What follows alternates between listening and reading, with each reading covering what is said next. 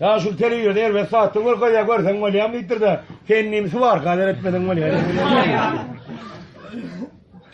Bir ya şunu kovdan işlenme. Yok oluyor bu dünya vardır ya şunu ne cennet ne dok haydına etsen git durun. Şu ağam kovdan uğratmadan var ya. Bir maşenin ne sokuyor bu dünya vardır da cigimine dok ne cennet haydına etsen git durun. Şu ağam iyi uğratmadan var ya. İkiden ben geçiyorlar turunla ayalmaz geliyor şu fikayete ne dittirdi. Anna kama ayarlı olma o dedi yerine çıkaran mı yani. İdek değil ana o yeter o geçin.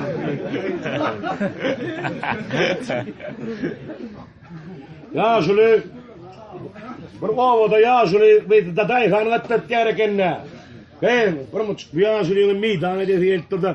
Gelmeseler teğer yarlı kıyımınla mandırım diye kaçağı yeltirdi. Aynı sahana geri geçelim şunları alacak beyik çetti diye de mandını.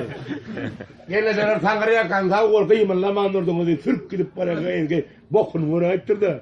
Gelmeseler kavinden kalkıp dahi dam kıradın anlı diye mi diye.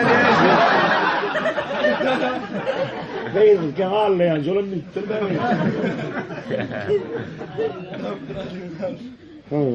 Ay diyara bağ usulüm küntün ol gidenden yırtyalar diyara ya şey.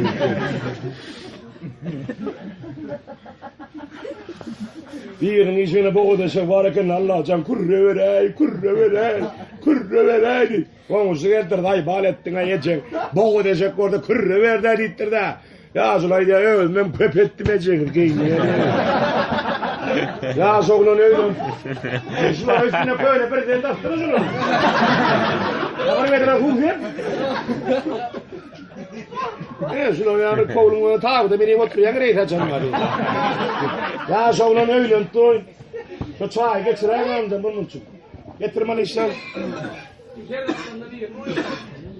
Ya bol ya bunu öyle bana mı yaptacaksın? Tamam. Kalk skele. Balcak beydiden geleyim o. Bol bir muçuk.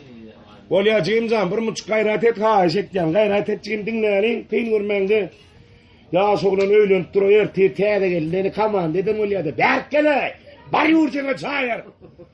Padno fiyasmatlı yert ya golün hoculuğu var. Oturup duran hoculuğu hocutturda. Diyor gel yasman aç beasmanatları naat yer olmalı. Kaka merttin mi yok? İmler yere katırak. Gelin o padnoğdu koyunda kakadır. Duuu kıda. Ya sulayda o şey de geldi öğrenci diyen o ne? Hocam o geldi.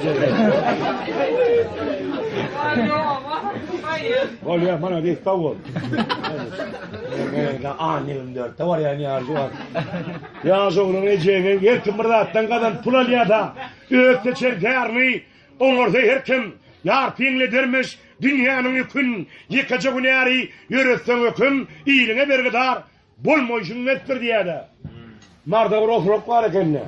Ezi kartayla böyle herkim uçarı uyanına hatta özü kaytır ofrok getirdi her oturuna bir hova vereyim. Bana İsa'm bir mutlu dinle. Bir mutlu çıkar.